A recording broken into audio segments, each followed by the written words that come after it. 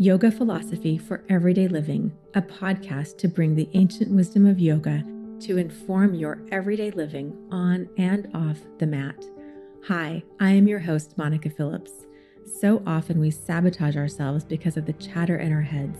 This podcast will take you through the 8 limbs of yoga with leading yoga instructors and introduce you to executives who have brought yoga into their lives so they can thrive. Please listen, subscribe, and share it with a friend.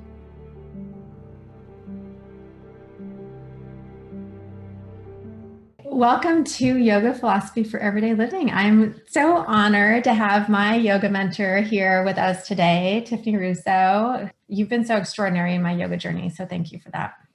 Thank you for trusting me through the part of the process. It's so hard to put into words, but I'm grateful. Just the way you show up and see people is extraordinary. And you know, I work as a coach and my job is to hold space for people, and I watch you do it and I'm like, that's extraordinary. Ultimately, why I decided to be certified in yoga. What I learned from it is coaching is yoga, and how you notice people and what you see, it's all yoga. Connection. All yoga. Connection. Helping people become more of who they are. Absolutely. Tiffany, you've been teaching for how long? 20 something years? I don't know if I've hit 20 yet, but definitely it feels like on the 15 side of things. Yeah. You're a SmartFlow yoga teacher and a yoga teacher trainer. Obviously, that's how I get to be with you through Yoga Works. And you're my mentor and mentor others. And then you also lead level 2-3 classes on Yoga Works, and you teach private lessons. Mm-hmm. So that's how people can find you in the notes below. We're going to talk about the 8 limbs of yoga. That's the key part of what I'm covering in this podcast, and how to demystify what is yoga. Is it for me? How do I practice? What are these 8 limbs? And the reason I decided to focus on 8 limbs is ultimately because it's more than Ardha Chandrasana, right? And it's more than down dog. It's not just in the body. I find that more and more people know that, and there's still so much room to learn how that makes a difference for us every day, how we show up in the world. The 8 limbs are a guide, if you will, or a guideline and a support system for how we want to live our lives as humans, as individuals, right? As yogis, however we want to label ourselves. But in labeling ourselves, I think there is a responsibility to show up in the world for ourselves, for our partners, on the mat, on the meditation cushion. And I think the 8 limbs give us baselines. They're not, oh, got it, nailed it, I can move on. Nailed it, I can move on. It's, you continue to come back to, you continue to unravel, you continue to dive deeper in. And of course, everything as is life is intertwined. So are the 8 limbs of yoga, right? Will we ever arrive to Samadhi? Maybe we already have in brief moments in Shavasana or in meditation. And again, I don't know if we check all of the boxes when we arrive to the 8th limb. Will we unveil the princess in the dragon castle, as I sometimes joke about? They're interesting moments to kind of step on and observe. I think it's important to note too that the 8 limbs are Patanjali's guide to yoga. I think most of yoga has adapted that. Hatha yoga more often refers to 6 limbs. I've heard different variations of this journey, but ultimately they all kind of encompass the same things, right? The Yamas, Niyamas, Asana, Pranayama, Pratyahara, Dharana, Dhyana, and Samadhi. Nice job. Thanks. I've learned something. Yes. So you're also going to talk about the niyamas with us and self-study, but let's talk about just maybe what each of those are. And I loved what you said about intertwining, because it is really important to think we recognize each of them and then we come back to each of them. And it's not linear, it's expansive and circular, and we grow in each one. I think when I coach, I do this exercise around the wheel of life. The wheel is not always round. Sometimes we're lacking in some areas, and we have to look at, like, where do we want those areas to expand to help it become round? And so we come into this yoga journey And maybe we have a really great asana practice and we can touch our head to our foot, but we have really shallow breath. There are all these different layers. What are you really getting out of it if you're flexible but not aware? Right. And how do you define flexibility?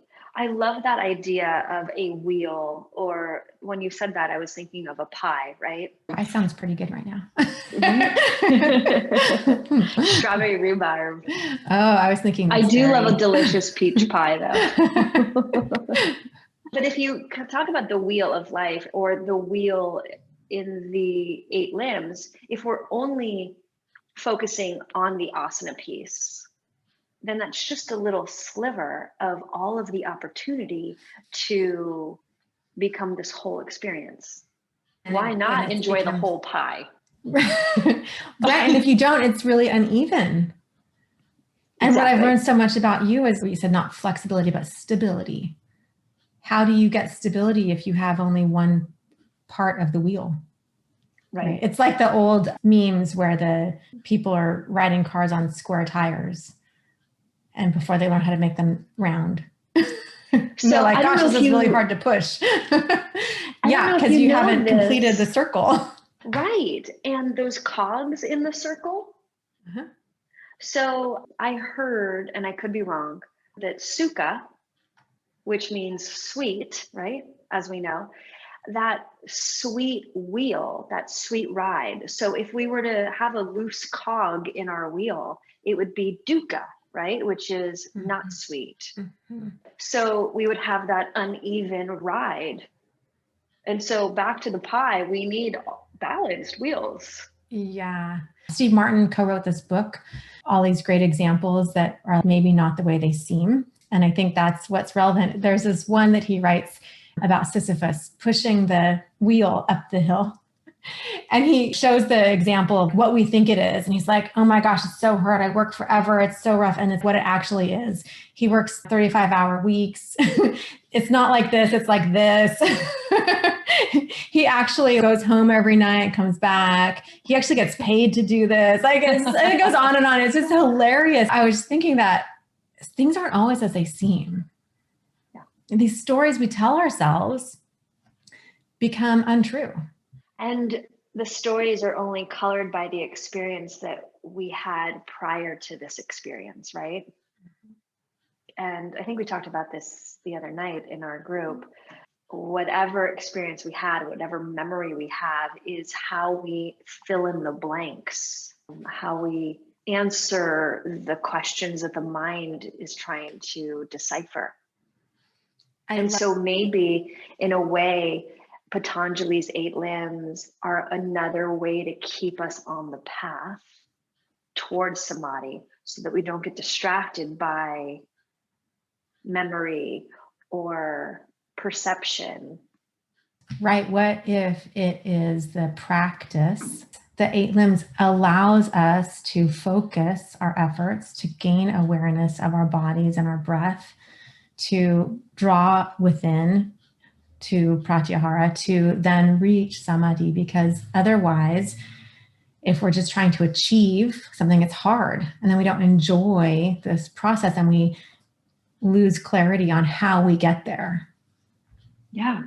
So if you take the first limb of the 8 limbs, right? The Yamas, and that's our relationship to the outside world. Well, if we were to go in order, if you will, observing how we are in relationship with other people, our surroundings, when we go to the grocery store, how we react when someone cuts us off on the freeway, all of these moments of observing when our person is out in the world, how do we relate with others? And that moment of just observing is one of the great pieces of yoga practice, is to just notice. And I was just thinking this because I was going to ask you about the order, right? And we've kind of already clarified that the order is not linear. And so then the other side of yamas is niyamas. How do I see myself? And you really need both.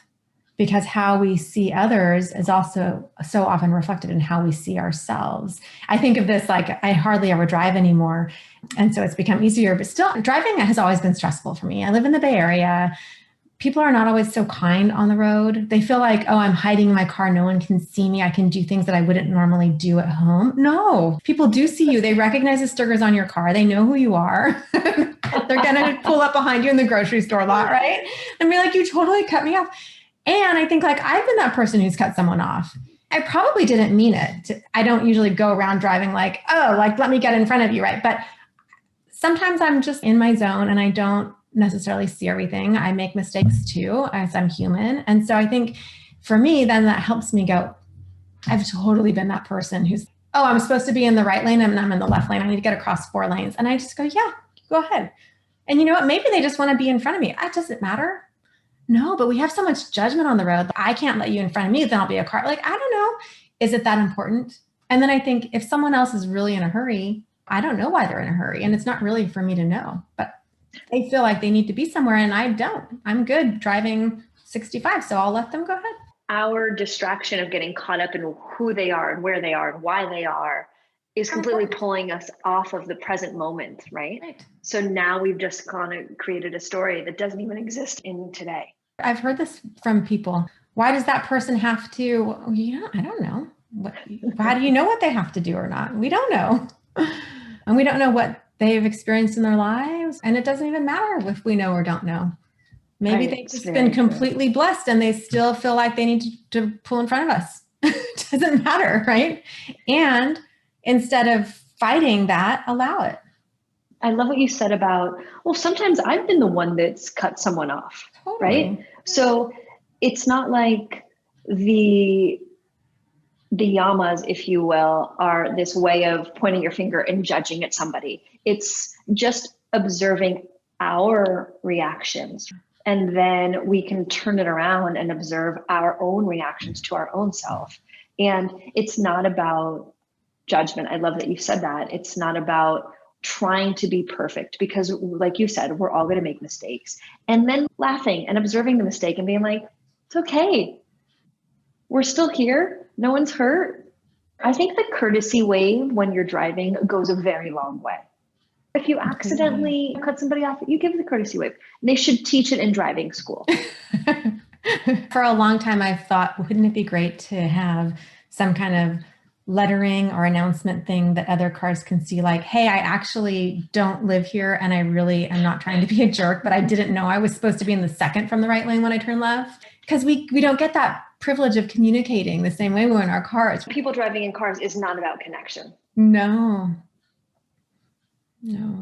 You have this way of teaching that I absolutely love. And you did it recently in a class. And I love how you have this language that is very welcoming and allowing to notice. So we're talking about, right, can you, with our legs on the ground, can you flex your toes and bring your hamstring to the floor first? Like, I can't do it yet. I don't know. Neither can I, by the way. I don't know if it's possible for anyone. It's not possible in my body yet. What I love about that is this power of noticing and this power of letting go of the outcome. I think this is kind of how I see the 8 limbs. We're trying to get to Samadhi, enlightenment, the state of awareness, really. And what if we just noticed our hamstring? Well, and by noticing the hamstring versus the outcome, we're actually in this moment versus the goal or the outcome, right? I give a lot of credit to my teacher, Annie Carpenter, who is the creator of the SmartFlow methodology. And it is all about the curiosity.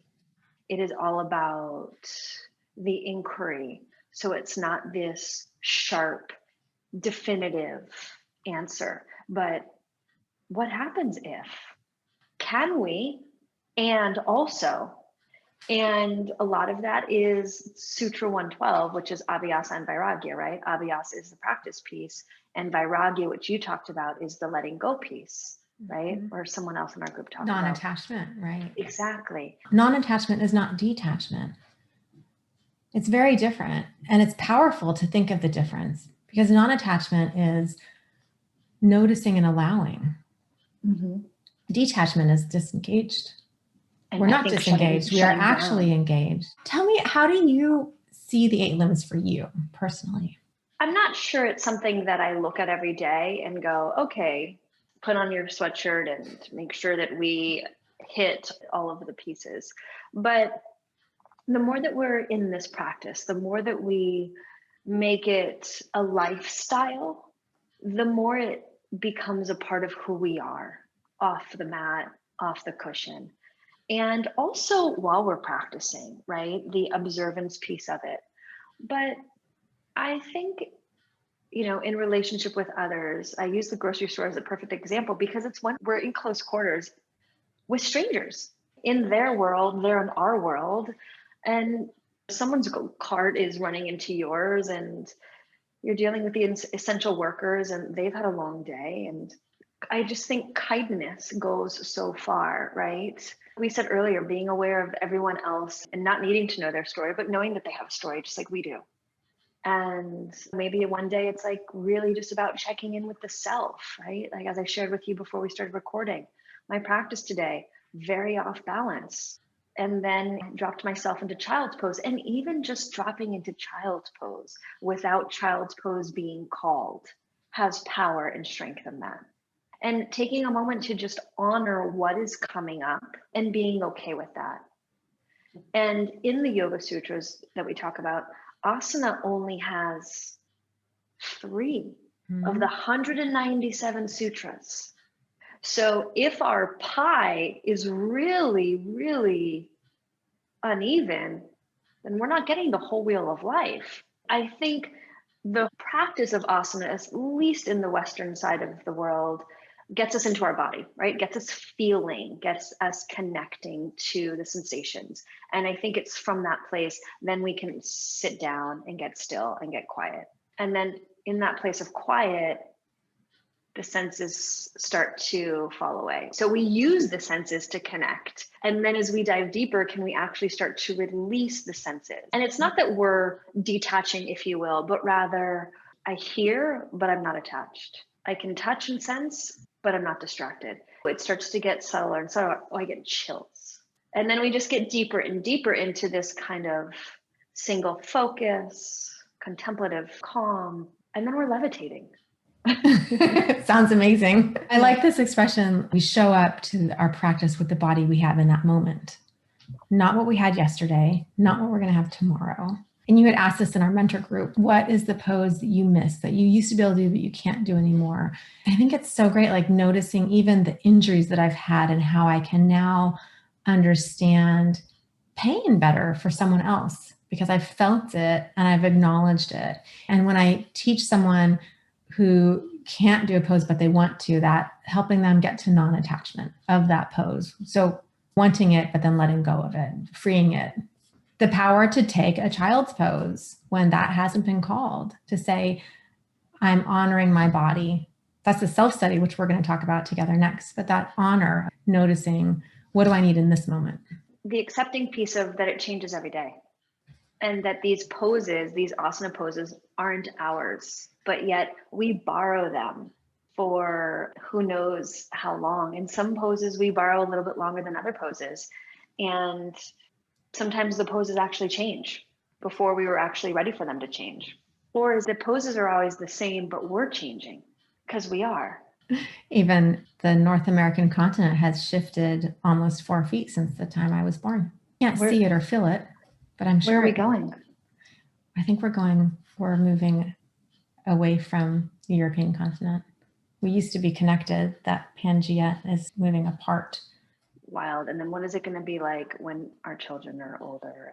This just struck me before inauguration because it was pointed out that inauguration day was palindrome. It was January 2021, 1/2021. It's the same forwards and backwards.